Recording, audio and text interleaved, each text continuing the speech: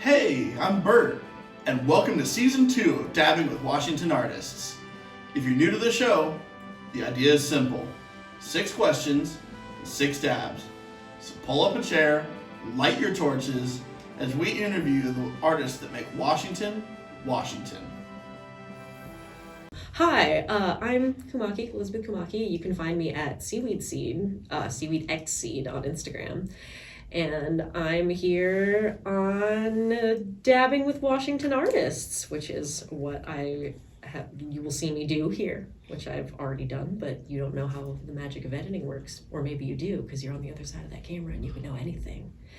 So, welcome. Thanks for joining us. For today's series of dabs, we will begin our smoke session with a wedding cake, a Kimbo Kush, and a peaches and cream. And we will round out the session with an Apple Jacks, a Baja Blast, and an Alaskan Thunderfuck. Hi, I'm Bert with Immature Stoners, and this is Dabbing with Washington Artists. Today we are joined by Kumaki. Thank you for coming today. Thank you for having me. It's absolutely awesome to have you. I love the outfit. Thanks. I decided to wear every single conversation piece I had. And purple and green are my 2 favorite colors. Thought I should dress up like some good weed and also, have things to chat about. Hell yes. Well, if you're ready, we're going to get nice and toasty. Yep. How about it? All right. So for our first dab of the day, we have some wedding cake. Wedding cake is an indica-dominant hybrid known for its distinct taste of sweet cake and fruit, and its tendencies to leave the smoker social and relaxed. We picked up a gram of this live rosin at a dispensary on 99th Avenue in Bothell.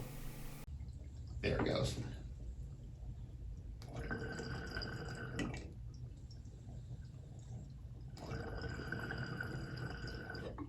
Heck yeah, going in for that double tap. This is really tasty. Yeah. All right, so the first thing we like to ask everyone on the show, how has cannabis influenced your art or your creative process? Because I guess first of all, it's influenced my whole life because I have a couple of injuries and disabilities and things, so I've been basically a medical cannabis patient since I was a teenager, and not actually a proper medical cannabis patient, but trying not to take opioid medications and things like that after having major surgeries. Absolutely. And so being able to live my life has influenced my artistic process so much in that way. And Absolutely. And also I have some joint problems that extend to my hands sometimes, and so it makes it difficult to do things like sewing or crocheting, but a little bit of the cannabis really helps with the pain and with the swelling, and so it means that I can actually do the things that I love for longer. And I'm guessing I probably know, but you primarily lean towards indica, sativa. Do you have any favorites? Honestly, I'm really a big hybrid person. I feel like people do so many interesting things with hybrids, and they kind of cover the whole spectrum. Totally. Yeah, because I'll, do the standard, indicas at night, sativa before going to a concert kind of thing. Yeah. But I just am really excited about hybrids because it's always something new, I found that they're great for, if you have a job where you can get away with it. Those hybrids give you that nice kind of all over everything sort of. Yeah, absolutely. Do you have any favorite strains right now? Favorite strain? Well, I guess, my first favorite strain I have to mention is Maui Wowie, just because, it always makes me really happy, and totally. I like to feel great. I'm trying to think about more recent ones that I've gotten into. Some black cherry soda that I got recently was a really fun one, a really pleasant one. Sure, we've had that fairly recently as well. Yeah. Mm-hmm. And then also flavor wise, I'm always a fan of the lemon strains. Yeah. And then I guess, I got this nostalgia for Blue Dream too, that kind of laundry detergent flavor. I've been seeing some old nostalgic ones popping up recently. Yeah, I saw Sour Diesel recently, and I was just I never see just Sour Diesel as opposed to Spaghetti Diesel or whatever, 10 crosses with it. Yeah, we saw White Widows seems to be making a comeback. That's kind of cool. Mm-hmm. So yeah, it's cool seeing all these ones that I started slightly more with. old school. For our second one of the day, we have one of my personal favorites, some Kimbo Kush. Ooh. Kimbo Kush is a classic indica-dominant strain that is known for its distinct sedating effects and classic indica high, and its rich terpene profiles of earthiness and pine. We found a gram of this sauce at a shop on Center Avenue in Tacoma.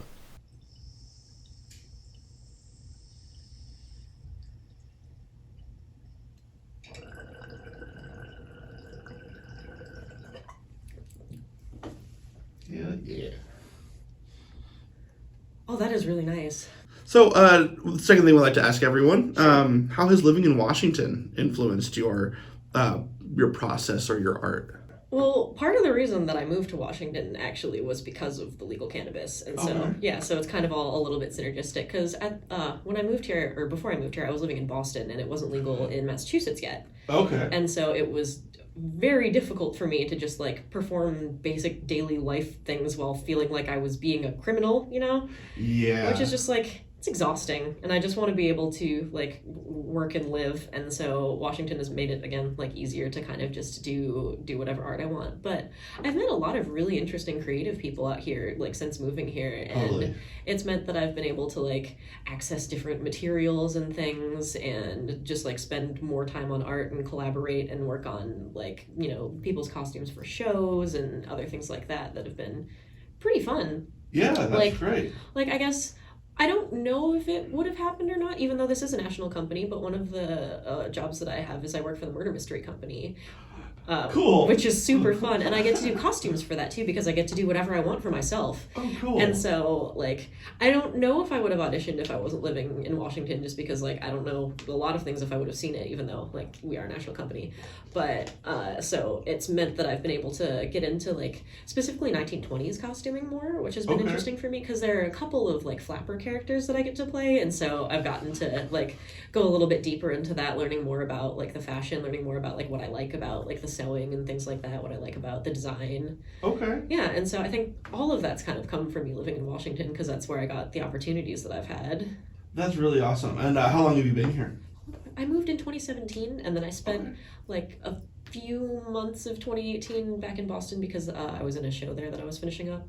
But How did so- you not pick up the Boston accent? I'm just curious. I'm like- originally from just outside of Chicago, so Okay. I could have picked up any number of crazy accents. Sure. Yeah, definitely. And didn't, yeah, because I went to college in Boston. I went to Berklee College of Music, and so Okay. yeah, and that's people from everywhere. So there isn't as strong of a Boston accent. Like, of course, I had a few like very strong Boston accent friends, and you still do, and Sure. yeah, but I never really picked that up, or the Chicago accent.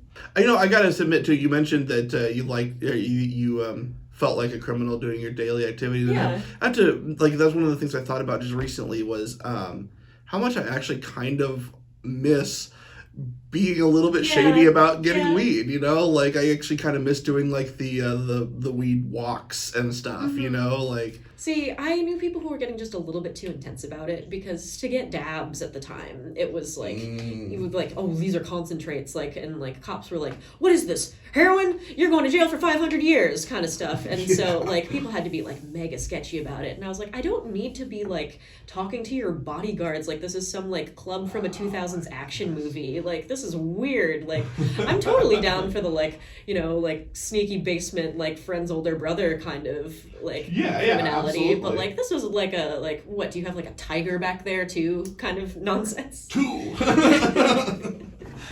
So for our number 3 today, we have some peaches and cream. And that smell just So kills this me. is the tasty terps? Mm-hmm. Oh wow, that is really peachy. Smells like peaches. And that's all just like natural terpenes, or So I'm not sure what their process is, but I would love to see it someday. Right? Like that's actually one of the things. If you're a processor, come on, talk to us. Mm-hmm. We'll get you on the show because that's an art too. Peaches and Cream is a sativa-dominant hybrid with a sweet peach flavor and subtle undertones of spice and pepper, and is known for its tendency to leave the smoker feeling creative and chatty. We scored a gram of these sugar diamonds at a shop on 56th Avenue in Marysville.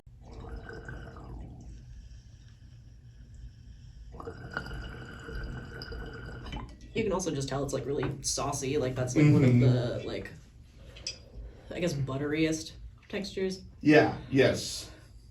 Oh yeah, but that tastes like exactly like a peach ring. Mm-hmm. Yeah, specifically like those peach rings that you get in the cheap, absolutely. So you use a lot of reclaimed materials. Yeah, I'm a really big fan of recycling, reclaimed materials, any kind of way that I can use things again. So how do you go about finding the materials you use?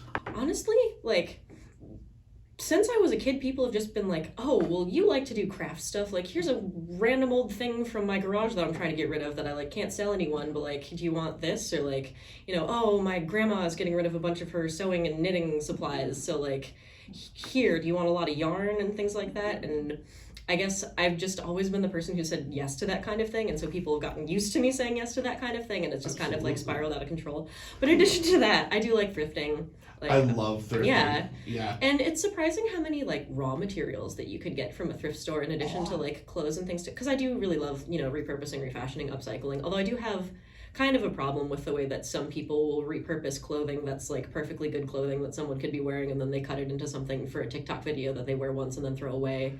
Yeah, like I feel that. that. But like, that's the same as people who just, like, scour thrift stores for all the good stuff and then resell it at crazy prices. Like, that's also... That's not right. No, if you're gonna scour like I have a thing where I collect steins, and I like to find them at thrift stores, and they're usually I could resell it for like $100 if I wanted to, and I bought it for $20, but I'd rather just hold on to it. You know? Slightly weird related thing that's a part of my outfit, but actually this was hanging on my belt. I have a couple. Well, not with the wording, but I mean, I got so excited about this little text block thing. I don't know if you can see that. That is super cool. Yeah, it's from the Renaissance Fair, which is another one of the places. The Midsummer Renaissance Fair? Yeah. I haven't been to that one in a little while. We go to a lot of like pirate events during sure. So we're going to like Tortuga and stuff. So I work at the braiding booth at the Washington Midsummer Renaissance Fair for Brenda the Braider, cool. and she does the pirate fairs and all the other events around the Northwest. That I've probably seen her around. Oh yeah, definitely. Yeah, like if you've gotten your beard braided, it might have been there. Might have actually. Oh shit! Then I must have actually seen you at a Renaissance Fair before. I only started working last year, so maybe not me, but definitely some of my coworkers and friends. Okay, that's cool. So do you feel like these the recycled materials kind of add something to the overall finished piece? Definitely, and I think I also just feel better about using them because I don't want to create more waste or encourage like industries that create more waste when there are already so many things that are like perfectly usable and perfectly like acceptable. And like I don't know that we have as much of a culture for like re-wearing and repairing and mending things as at previous times used to and things like that.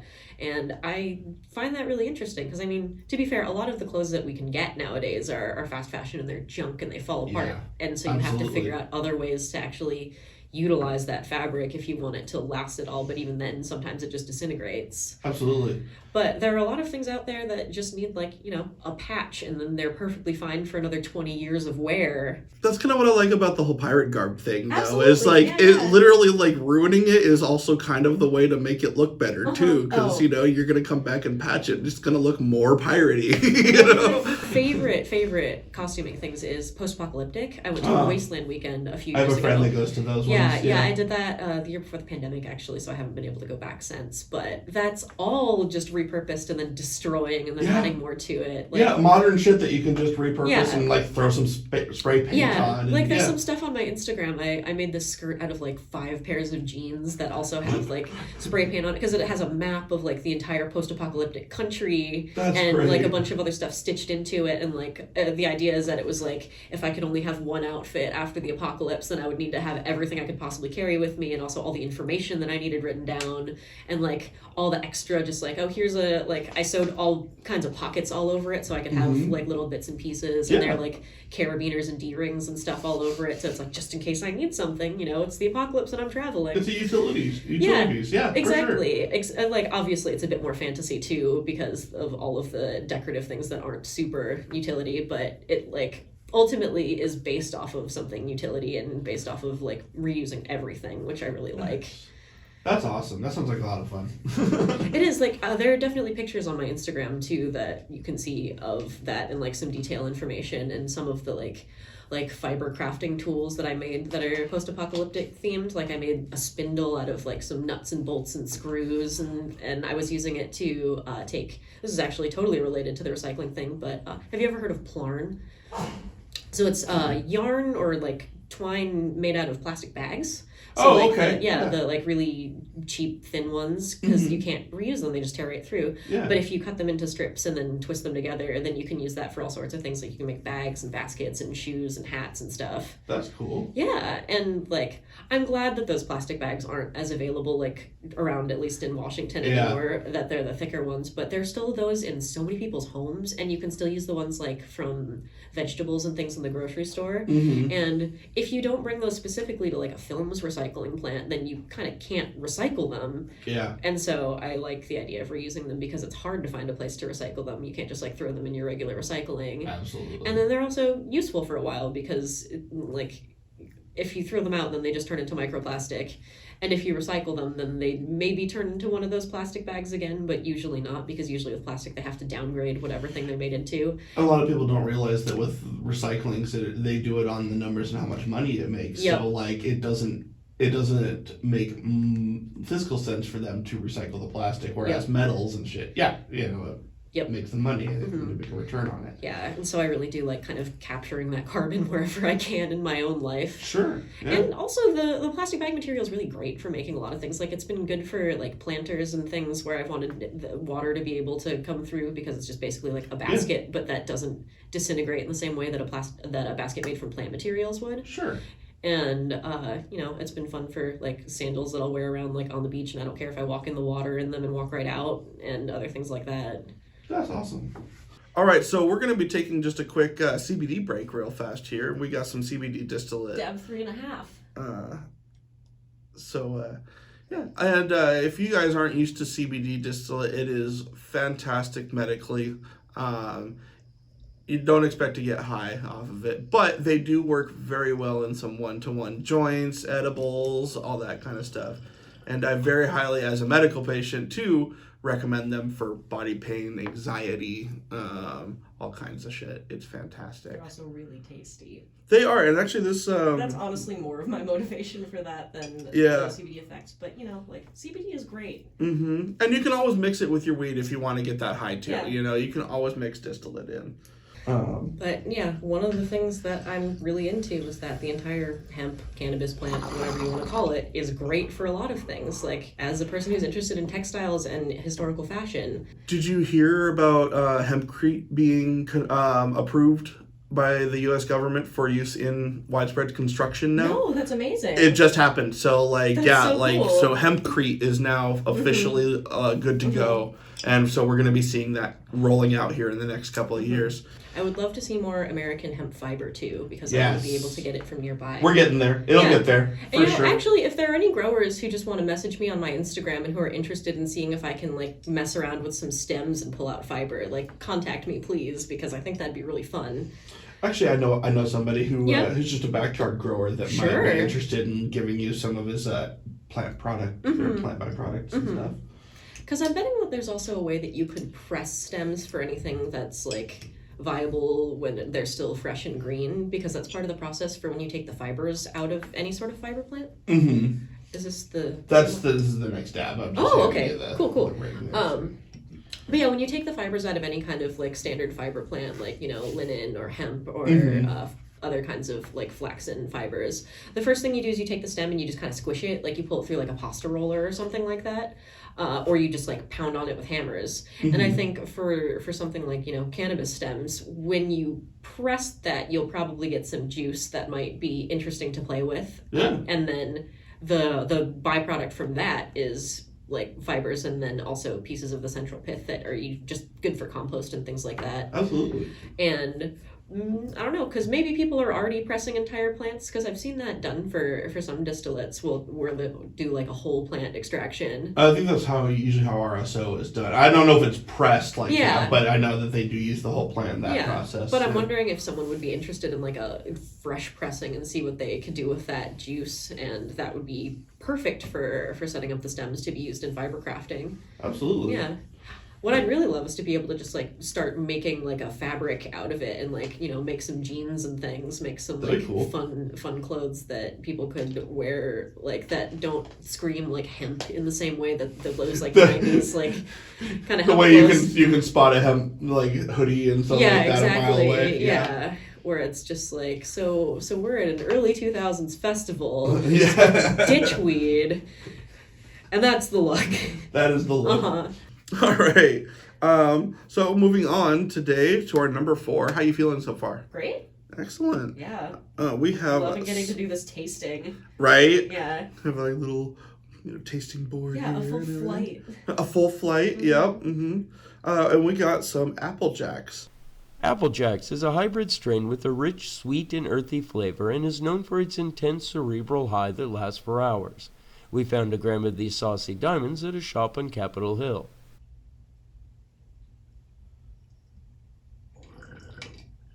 I think I loaded that one kind of full.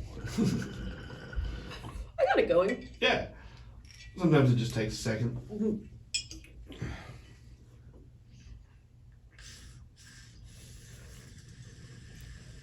That is also really nice. All right, so you've talked a lot about some of the materials and stuff you use. What are some more of the more interesting mediums or difficult mediums that you've ever worked with? So I guess one of them would be something that I think we're going to get to talking about later, which is that cotton voile for the dress. That's one of the most recently featured things on my Instagram. Okay. But that's mostly because it was just such a huge volume of the fabric. It was like 12 meters that I was gathering into fitting around a person's waist.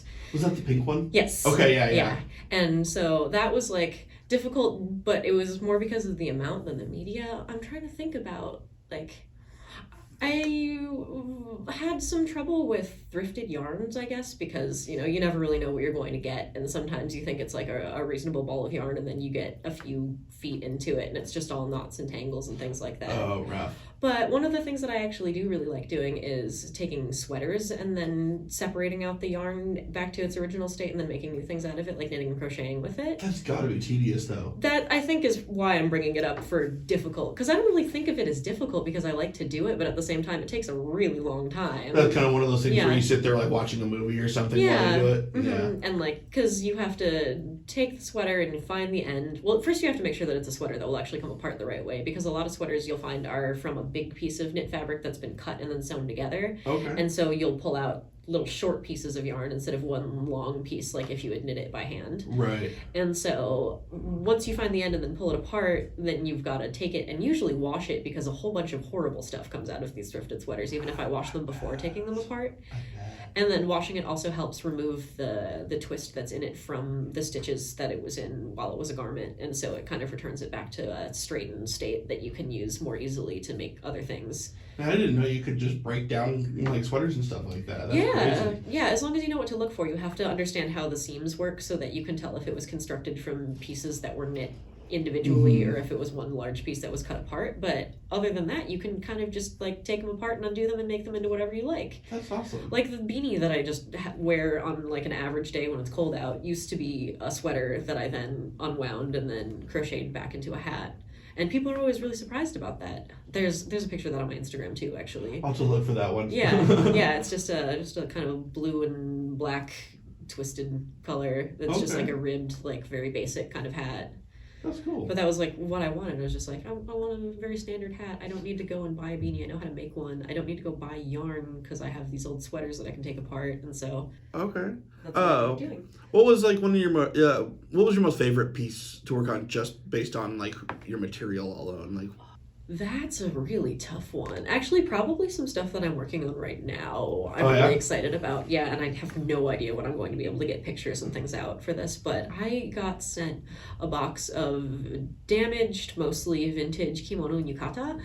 And cool. so I have a lot of the pieces of that fabric that I'm getting to work with and making into some clothes just for like everyday wear. that'll be cool. Yeah, and it's really great fabric to work with because it's still basically in pieces right off the bolt. Like there aren't that many curved cuts and things because that's how the construction of kimono and yukata generally work. Like there's a curve at the bottom of the sleeve. I don't know if that was on camera. I'm sorry. At the bottom of the sleeve, and then there are a few little cuts gaps right at the shoulders and around the neck, but otherwise it's just straight pieces of fabric as they were woven, and so they're very easy to work with. That's because cool. that's part of why the garments were designed like that. It was to show off the beauty of the fabric and do as minimal cutting of it as possible. Right, yeah, that totally makes sense, for sure. Yeah, and so like being able to sort of carefully remove these damaged bits and then use the rest for whatever I want because they're just like ragged and strange pieces has been really fun. And also like a lot of it's had really like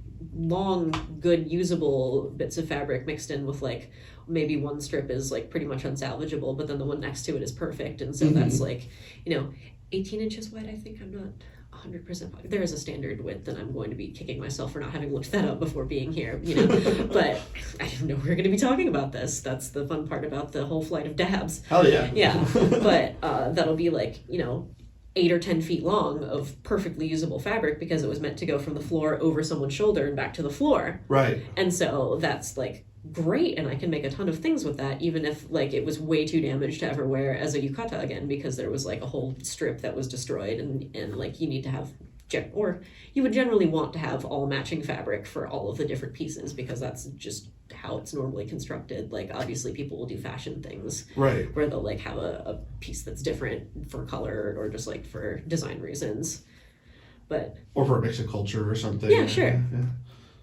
and yeah, so that's probably the material that I'm most excited about right now. Hell yeah, that's great. All right, we're kind of in the upswing with some sativas now, with some Baja Blast for our number 5. Ooh. Baja Blast is an indica-leaning hybrid with a subtle terpene profile of lime and citrus and is known for its tendency to leave the smoker with an intense case of the munchies.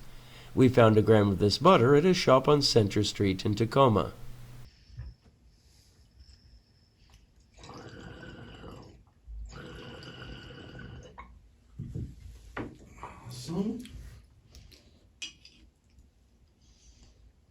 That does have a distinctly Baja Blast flavor. All right, so in addition to your textile and jewelry pieces, you work with audio, including as a stagehand at the Showbox, and working on a program called Imitone. What can you tell us about that? Okay, so I actually went to school for music, and that's kind of like one of the directions that I go with in art. I mean, like, at the Showbox, I don't do too much of the, like, live audio-related things. I mostly, set things up, plug things in, do what the audio tech tells me to do. Right. But it still means that I get to work with a lot of concerts, talk to people about the instruments that they're using and the other things that they're using live on stage, and the lights, too, which I think is pretty cool, and, like, is a whole other form of art that I've started learning more about recently and interests me. But Imitone is a software product that, do you know what MIDI is? Like a MIDI controller? So if you have like a MIDI keyboard, then you're inputting MIDI data into your computer using a keyboard. Right. If you use Imitone, you can input MIDI data into your computer using your voice. So cool. If you're used to playing a piano, you may use a keyboard, but if you're used to singing, you can use Imitone. Okay. And so that's been really fun to learn about, work with, spend some time like digging around in programs with trying to play with it a little bit, like working with other musicians who are using it and trying to use it professionally in their work or for art installations. Okay. Because there have been like so many cool sound design things actually that I've seen people doing with it. Like we had someone who had an installation where there was just a microphone and then all of these like lights set up around it, and you could like yell or speak into it, and it was filtered through Imitone in certain scales, and so music would come back out based on what things you were saying, like just from the modulation and the tone of your voice, and the lights would also like blink on and off and change color and things like that, which is super cool. Yeah, and people are doing all kinds of interesting things with controlling it with things like flutes or other instruments that monophonic instruments, ones that play one note at a time. Like it's not developed for guitar chords right now. Okay. But because it's really meant to work with the voice more than anything, it's really most connected to singing. That's cool. Yeah, and it has a lot of amazing things where, like, if you want to work on your improvisational singing, where you can kind of pick a key that you like, or you can pick a type of scale that you like if you want to work on particularly the blues scale, which is where a lot of people like to start because it's a very concise and recognizable sound. Sure. And when you practice with it, there are a lot of different directions you can go. And what will happen is as you sing with it and have your headphones, it'll only play you back the notes that are within the scale. And so you can sing close to where it's right and it will play the right note for you. And so as you hear it, your voice naturally comes to meet it. And it's sort of a biofeedback thing that actually helps you train yourself to sing in ways that you would want to sing. Is that kind of... I know this is going to be a dumbed down version of that, but kind of like when you're sitting in the car listening to music and you're singing along with it, you can hit that note a little bit better than if you were trying to just do it. Absolutely, because it's not coming out of thin air. Right, But the more you do it, the better you get at it. Like the songs that you've been singing in the car since you were a kid, you can probably still hit that one crazy note, like if you're really thinking about it. Whereas like a newer one, maybe not. Yeah, that's cool. Mm-hmm. That is such a cool idea, and that'd be interesting, especially for people who are trying to do like vocal lessons and stuff like that. Oh yeah. We found a lot of interesting like teachers and like school choir teachers have been doing a lot of cool stuff with it, and I can't say enough good things about it, honestly. Like it's a really interesting piece of software to be working with. And this is something people can download it. Yeah. It's for sale right now. Awesome. Well, check it out. If you're a musician, check it out. I'll give you the link. All right. So for our last dab for the day, we have some ATF. Alaska Thunderfuck is a classic sativa-dominant strain with a rich terpene profile of lemon and pine, and is known for its creeper effect and intense physical high. We found a gram of this terp sauce at a shop on Route 99 in Everett.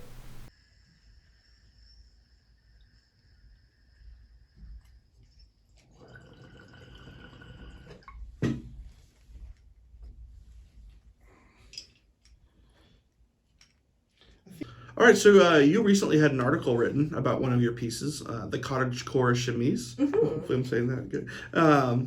And it was fascinating to learn about cottagecore in general and its history. Mm-hmm. How do you view cottagecore in comparison to, say, some of the other aesthetics that you present, like the goth aesthetics or anything like that? Sure. So actually, I wrote that article, and with my friend who's featured in the photos there, who is the model and drag queen who helped me conceptualize of the piece. So like we really went all out with everything for that to like make sure that we got the information across. So I think cottagecore is very goofy, but that it's really fun and that there's a lot of great stuff in it, even though if you read that article, there is a lot about the problematic nature of the roots, because there are a whole lot of issues with wearing a plastic bag dress to pretend that you're a fairy princess in the country while then spending fast fashion money on a different one of those every week and then throwing them out. Right. And other things like that, which are very popular in the like modern like TikTok aesthetics and like the idea of doing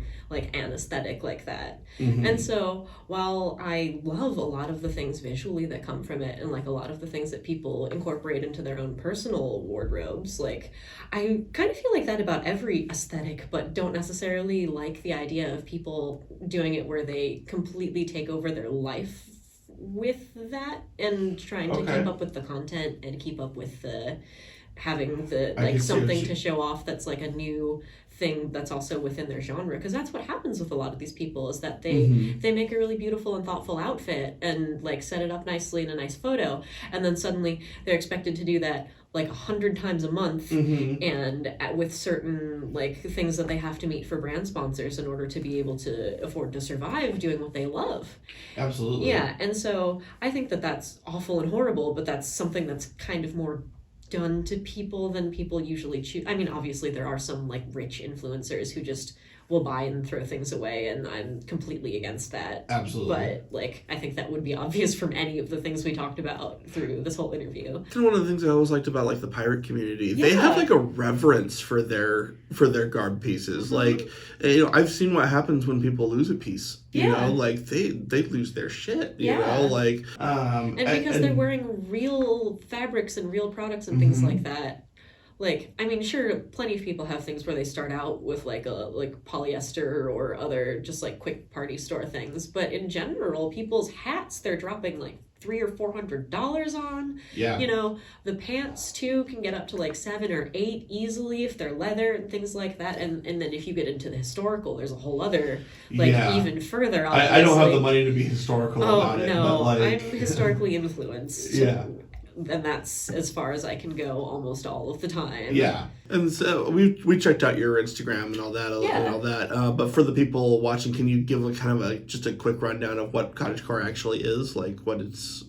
So I guess if you look at like a hashtag for cottagecore, a lot of what you're going to find are things that you would associate with a cute country cottage, which could mean a pretty wide variety of things depending on like what country your country is in. But it's like anything from like hobbit holes and like elf houses and like having cute little shelves that look like mushrooms sticking out of your walls, to dressing up in like fun aprons and flouncy gowns that look good with the picnic basket near you and things like that. Like trying to look like you're from a Ghibli movie, like is a huge portion of that. Okay. Or trying to look like you came from some like old painting of like a pretty lady sitting around in the flowers, kind of an aesthetic as well. Like there's a lot of influence from like historical but fantasy kinds of historical things, like very puffed sleeves and like wearing stays and corsets on the outside of their clothing, or things with lacing that whether or not it's for actual like opening and closing the clothes, or if there are zippers and things, but like things that show that there is lacing.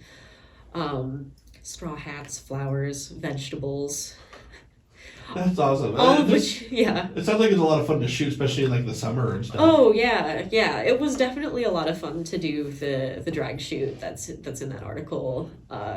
Because it was so many different kind of like, it was a very summery outdoor space, and then we also had like the kind of fall pumpkin theme, and the dress too, you know, is also kind of playing with all of those themes with the poofy fluffy sleeves and the 12 meters of skirt, and there's a print around the bottom of the skirt that's peaches and eggplants.